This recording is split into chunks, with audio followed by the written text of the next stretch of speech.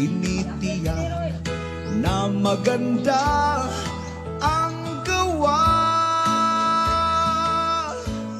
Siya ang tulay sa trabaho, taga-utos sa proyekto. You are one and only Foreman.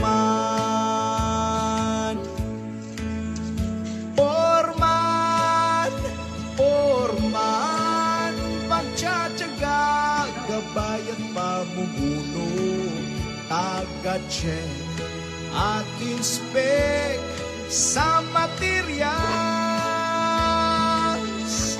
Mason, helper, electrician, plumber, steelman, laborer, carpenter, under supervising foreman.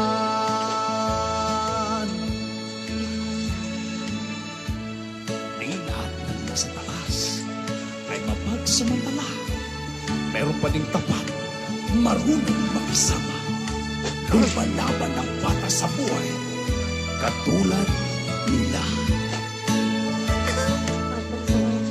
Minsan